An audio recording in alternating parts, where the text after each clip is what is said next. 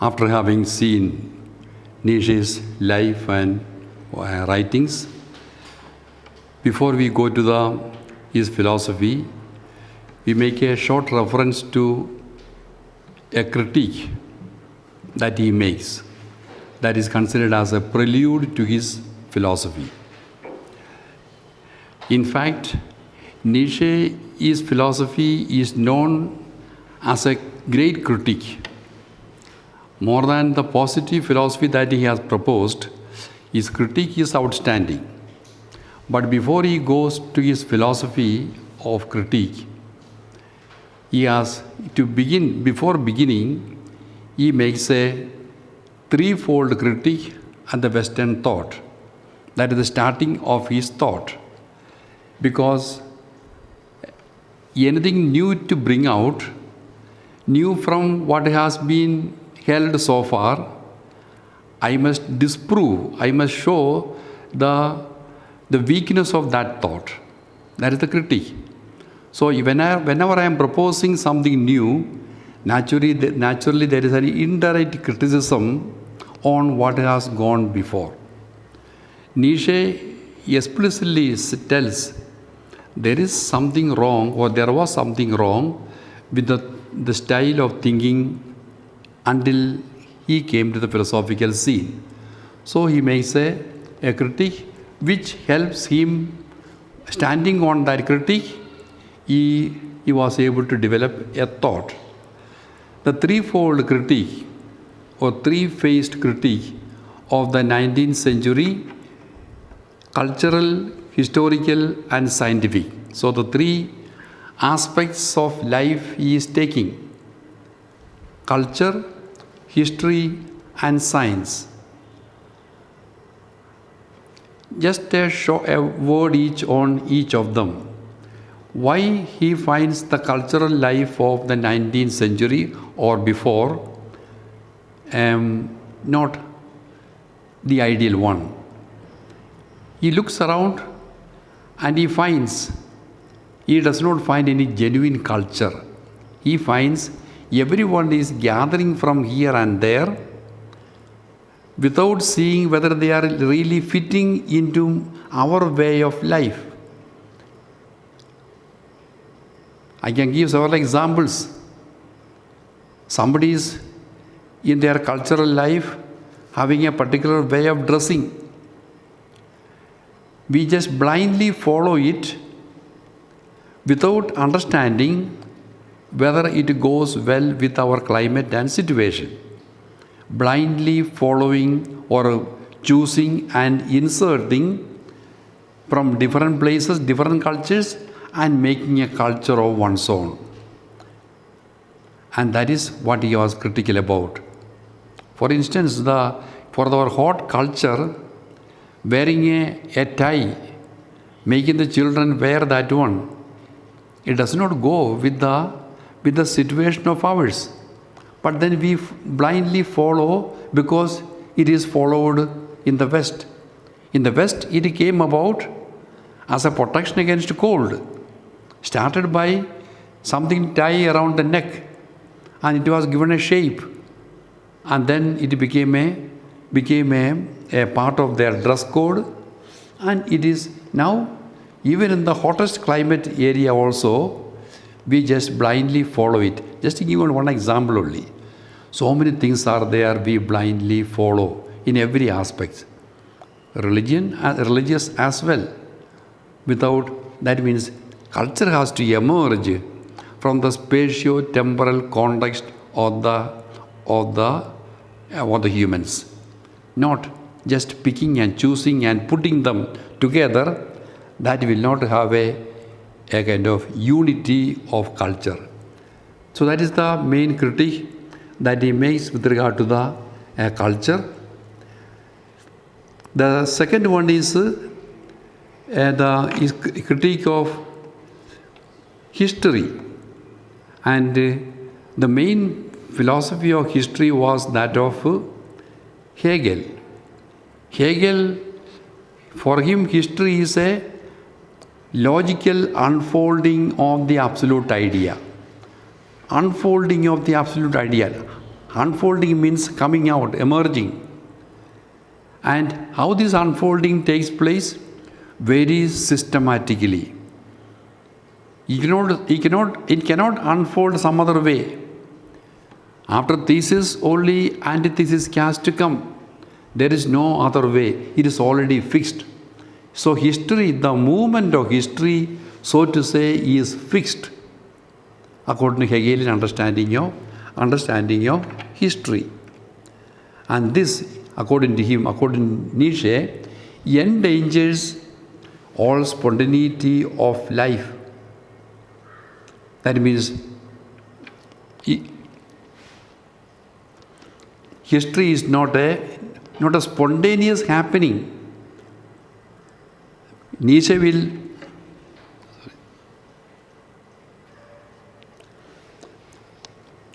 will highlight that point. Not a rigid, necessary happening, that is Hegelian view. As against that one, history is a happening the way it happens. And Heidegger also was influenced by Nietzsche, and Heidegger says it is a play. Play means not as we play, but play as the children play. Children play the way they play. What they do is the play. But grown-ups, we play according to the rules. If ball is not kicked this way, it is wrong. There is no right and wrong in the children's play. I have a long study on the contrast between play of the children and games and sports of the grown-ups. Today's games and sports, there is a great difference. We will take it up later when you come to the understanding of play. So, Hegel has no idea of play, happening, spontaneity. Things have to take place. Historical happening is a necessary way of happening. And that he finds it difficult to accept that one, that kind of a rigid approach.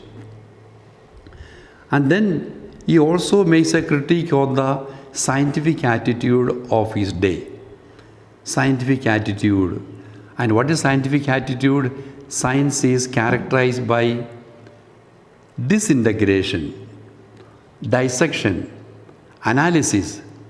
Typical Western style is analysis. That means divide and go to the minute details. Things are seen as disintegrated. But the Eastern approach is more integrated, synthetic. Western approach is more analytic, scientific. And how this Western scientific approach deal with regard to the medicine? I used to give the example of the Western medicine, that is, and the Eastern Ayurveda and other Eastern type of medicine. There's two philosophies, not two medicines.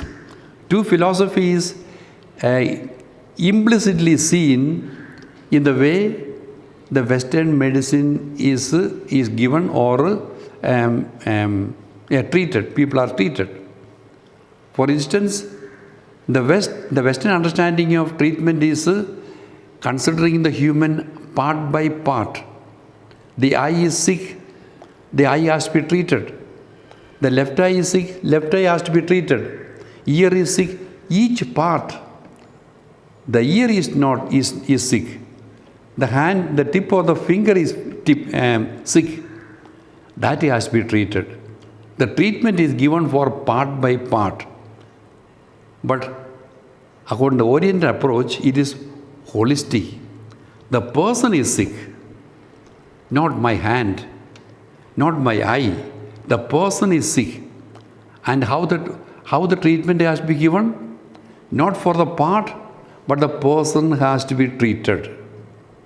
When the person is treated, every part of that person becomes whole and well. That is a different philosophy altogether. But the Western approach is analytical, dissecting reality, cutting into pieces, minutest.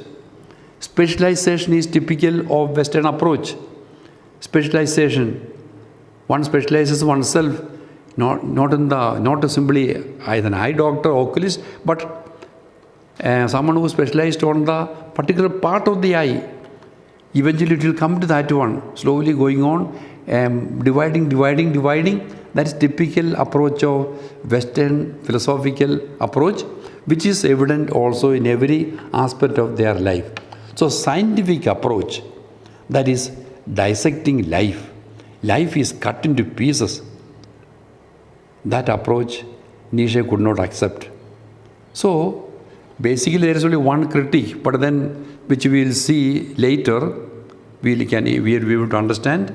But here since he refers to the three aspects, that is culture also are put together.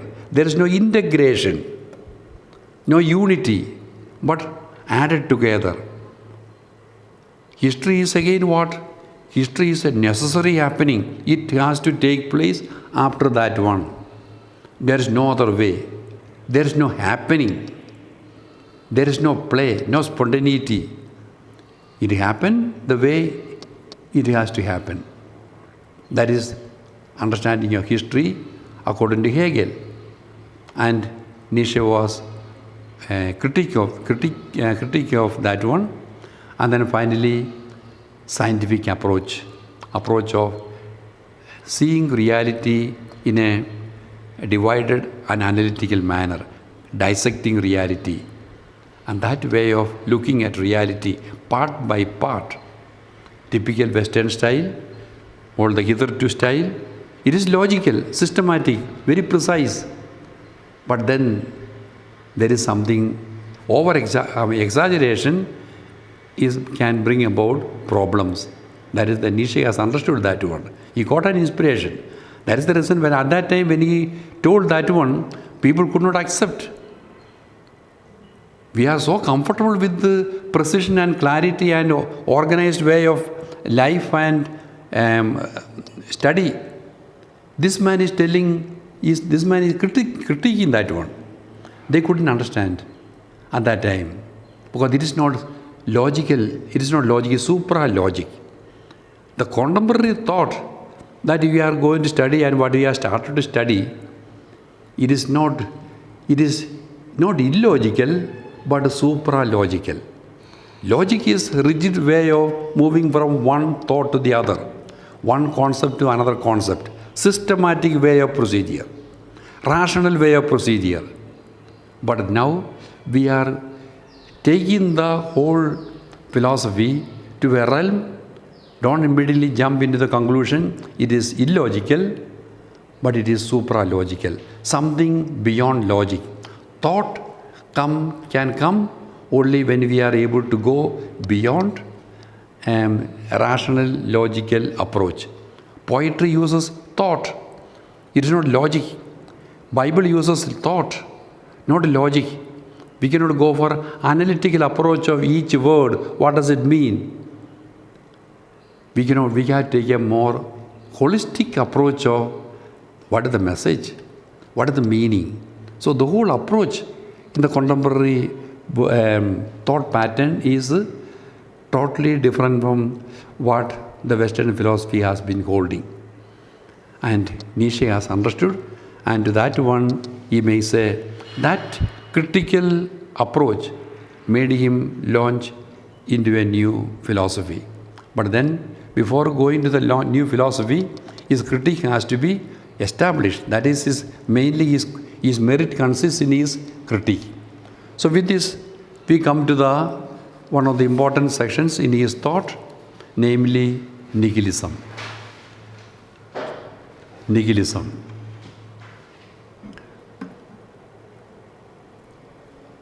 So in keeping with his style of thinking, he is not systematically, logically presenting a thesis of nihilism. First, second, third, fourth point, and so on. That's why it is comprehending Nietzsche and other later thinkers is more difficult. The other one, Hegel is easy. because it is going very systematically, logically. But here there is a thought. Thought is looked at from various angles. In various terminologies, it is being presented. We can find, starting with Nietzsche and later thinkers, especially in Heidegger too, we can find that one.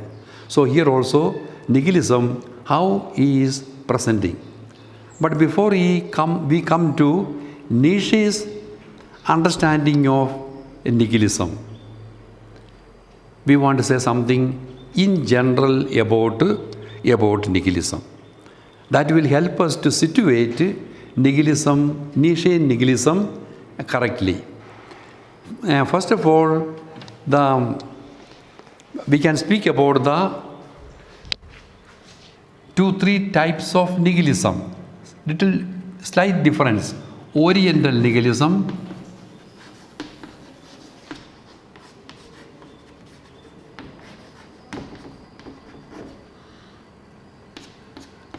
Russian nihilism,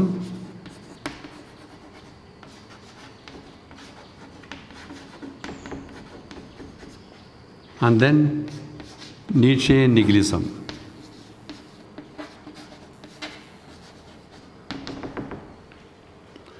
So there is slight difference between these 3 types of nihilism. Actually, the thought of nihilism that immediately speaks about some absence, negativity, emptiness. When you spoke about Schopenhauer, we referred to that point, shunyata or nirvana. Already so, Schopenhauer has influenced Nietzsche to some extent, not totally. So we find nihilism, we find originally or nihilistic way of thinking in terms of absence, emptiness, and negativity. Originally, we find in the East, not in Buddhism as well as in Hinduism. It is there. But then the very term nihilism or a nihilist got originated in Russia. The term nihilism or nihilist got originated in Russia in a novel called Fathers and Sons. And in that novel, it is given there in the notes. In that novel, the hero of the novel, Basarov, a young man under the influence of the most advanced ideas of his time, called himself proudly, I am a nihilist, which nobody would have been happy to call oneself. I am a nihilist. First time the term was introduced in a Russian novel. So therefore we say Russian nihilism, but of course it is not only Russian nihilism. That nihilism was also spread in Europe and in Christianity. The Christianity also has followed that understanding of nihilism. Now, what is the main difference between these 3? The Oriental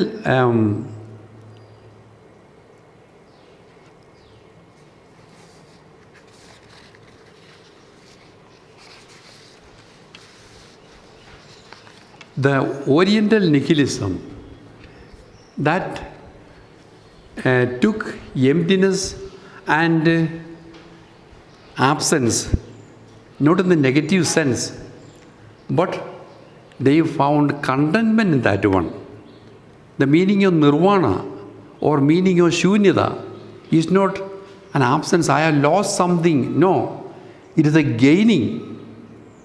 We speak about in the Bible about losing and gaining. Difficult to understand. How can we gain when we lose? Buddhist thought, it is there. In Buddhist thought. Very deep thought. And yesterday we saw that one. In one becoming empty of oneself, one gains the totality. Shunyata and Purnima. So, Buddhist thought finds contentment and joy in nihilism. So it is more of a positive approach to nihilism. So they don't find it, and that is the Oriental approach to nihilism.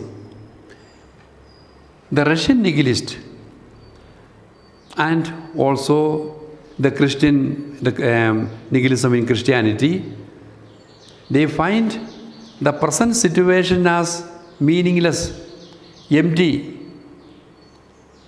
But then what do?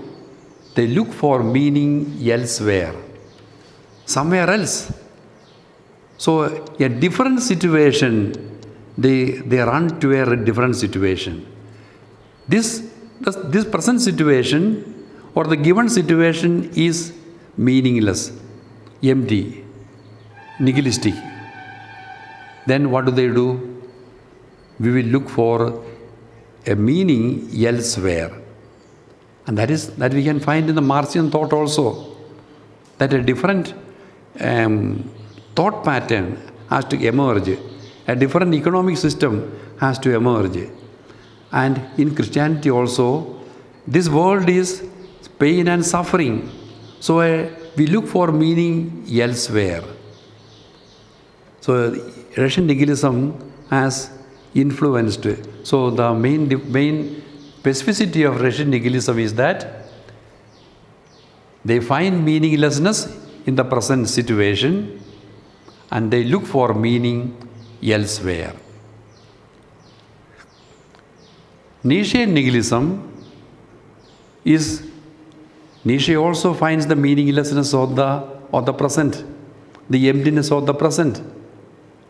And then he does not run away from the given situation of the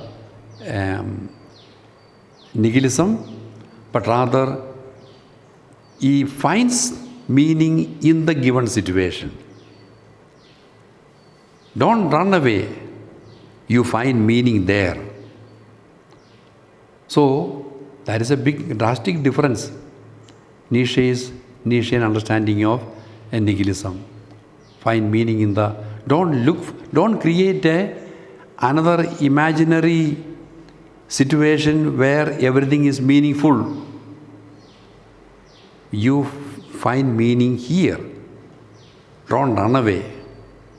And we can find that one symbolically expressed in his thought. So this is just by way of introduction regarding nihilism. Originated, the nihilistic way of thinking originated in the East. They did not use the term nihilism, but the way of thinking was very much nihilistic. But then they found contentment and joy in that one. They did not take it as negative in the sense the Westerners take, but there is a contentment in losing oneself, in an entry into nothingness. Shunyata is entry into Purnima. Salvation, moksha is that entry into the Purnima, which is possible by entry into the Shunyata. So they find there is a positive way nihilism is presented. In the Russian nihilism, they find the meaninglessness, but they look for meaning elsewhere, alternative places, alternative situations for meaning. And Nietzsche finds meaninglessness and he does not run away. He does not say it is meaningful as Buddhists will say, but rather it is meaningless. But then the challenge is given to you. Find meaning there. How to find meaning in the meaningless situation. That is Nietzschean challenge to nihilism. Nietzsche's, now we come little more closer to Nietzschean nihilism. There is not so many points to be elaborated. It is only just one thought. There is only one thought here in Nietzsche's whole Nietzsche's philosophy. What he understand by nihilism also, there is only one thought. I put one sentence here. Is nihilism is a multi-dimensional crisis. Intellectual, cultural, moral, religious, social, etc. And this crisis is preceded by a decadent situation and followed by a tragic vision of life. So, nihilism is a crisis of becoming meaningless. What is becoming? Every aspect of life.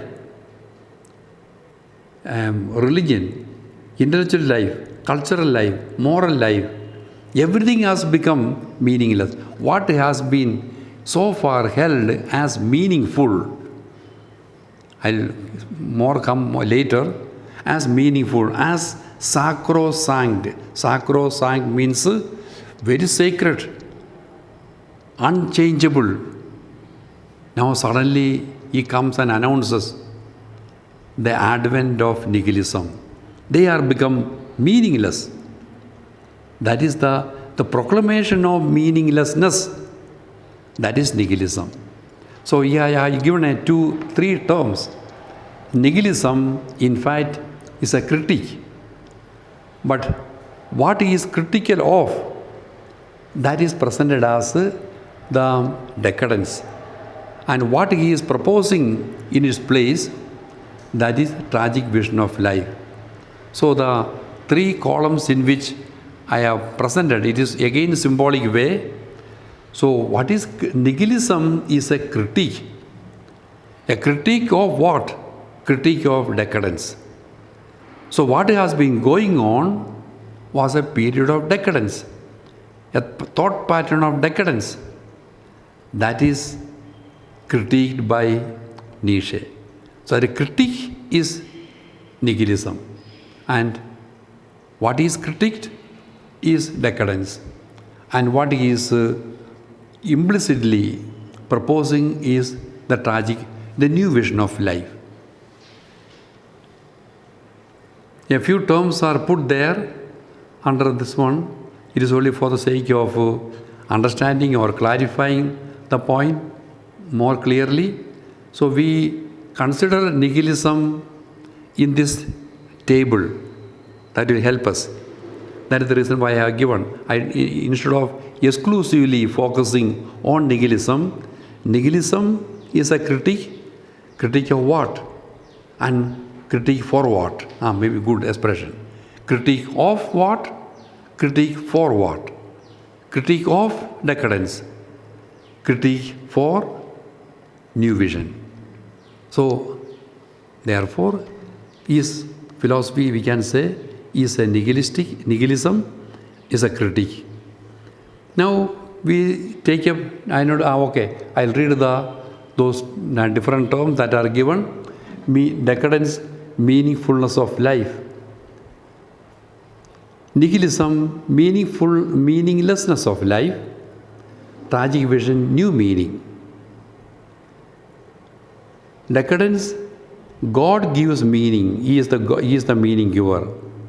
In nihilism, why it has become meaningless? Because there is no more God. God is dead. Tragic vision, Superman is the meaning giver, a new meaning giver. He is proposed Superman. Something symbolically he refers to the 3 stages. Camel, symbolized by camel. Nihilism symbolized by lion. And a child symbolizes that new vision, tragic vision. Again 3 terms. All these things are mostly found in the book Thus Spoke Zarathustra. In that all these things are mentioned, but not very systematic way of presenting. You try to read it, you will not get head or tail of it. But it is very profoundly given in a poetic style. Ultimate man, higher man, Superman. We'll clarify a little more. The period of decadence, man does not think. Thoughtless, And in the nihilism, man says no to decadence. And the tragic vision, yes to life and earth. Now just a few little clarification, not systematically, but then in general, based on what is given there. I'm just getting out of the paper and speaking in general about this structure, not structure, the meaning of nihilism. So, decadence, what is the meaning of decadence? The term is coming from to decay. To something decays means what? Getting rotten. The fruits are decayed, the food is decayed. Now, he says, the traditional thought pattern, the traditional life pattern was decadence, characterized by decadence, decaying. It is already rotten, stinking, therefore decadence. But then people were happy and comfortable. Everything is going on systematically. God is there as the giver of reward for those who do as per the law, and He punishes those who do bad. So, very systematically things are going on. People are apparently happy in the period of decadence. And according to him, an imaginary ideal of spiritual happiness is created at the neglect of the bodily and the earthly. That is what he is critical about the religion. That kind of the decadent situation, overemphasis on the spiritual, not the right spirituality, but a wrong spirituality, uprooting ourselves from the earthly and the bodily. And so everything was, and people were made to believe that one, and then just very comfortably moving in that way of thinking. Nobody dared to think, because thinking was considered to be not the right way of doing. You don't think, you only accept. You do as told. Then this situation of order, this situation of apparent happiness got suddenly destroyed by the announcement of the death of God. Nietzsche comes and announces, it's not simply just someone not believing in a God, but he is telling that kind of a God who was the meaning giver, the order giver, that God is dead. Because ultimately, everything was ultimately tied to a God. God has told, therefore this morality has to be followed. God is the reference point. Ultimate reference point was God.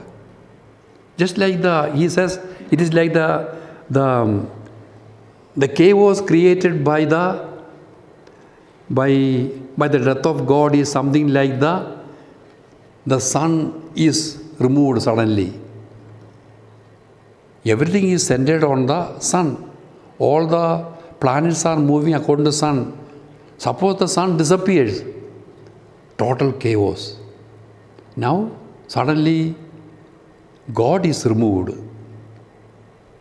And then the result is total confusion, total chaos. Things were going on well. Suddenly, that order is disturbed by the announcement of death of God. An announcement of death of God is same as the announcement of nihilism. It is the same. Nietzsche is announcing that God is dead, and by that one he is announcing the inauguration of nihilism as coming.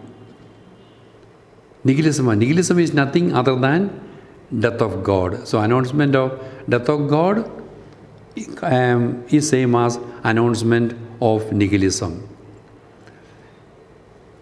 Because as decadence was embodied in the God of the then Christianity, why decadence was kept alive? There is a God of the then Christianity. That means a God which you will repeatedly hear from me, a God that is created by the humans. We created a humans according to our convenience. And that was a fixed pole, unchangeable goal to which everything was tied. I wanted everything has to be tied to something which nobody will question. So God is the best to that pole, that fixed reference point. Nobody will question. Therefore, we created a God, a conceptual God, which I will be very strong to speak about, especially in the philosophy of Heidegger. A conceptual God. We have made a concept of God. And now that God is dead. So the death of God is not what is meant by the God whom we were worshipping as a concept. That God is dead. I am happy that God is dead. Immediately, people who do not know Nietzsche's thought, they will jump into critiquing Nietzsche. Why he had the courage to shout aloud that God is dead. God is not dead. Human concept of God is dead. A God that is made by the human concept, that is dead. We have created a God to create meaning for our way of life. And more about that will come in the postmodern thought. Who is creating meaning? Who is controlling? Who is creating? It is the one who is powerful. So there is much food for thought in the contemporary thought, those who want. So that when the announcement of death of God, everything got disturbed. Everything became meaningless because the meaning was in reference to God. That link is disconnected. Now everything becomes meaningless. That is why given here, the decadent period, there was meaningfulness of life. But then in nihilism, it became meaningless. Because meaning was totally based on God. God was the meaning giver. That was the ultimate reference. Everything was referred to God. Now, once that is removed, meaning disappears. So I have given the result of such awareness was far-reaching. All that has been considered as sacrosanct began to lose its ground and thus to become meaningless. Religion, morality, metaphysics, they are all meaningless. They were all standing because of a God, because of a concept of God that is no more can be held. It is meaningless and it is absent. And this crisis is like the earth unchained from the sun. The earth is dislocated.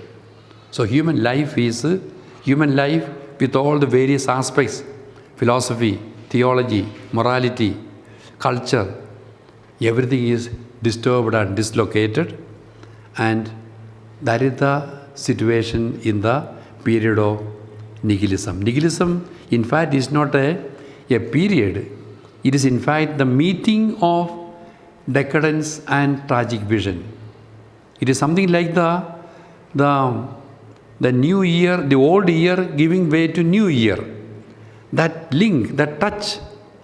In order to come to a new, we have to say no to the old. So this saying of no to the old, that is nihilism. And only through a nihilism, we can open ourselves to a new vision of life.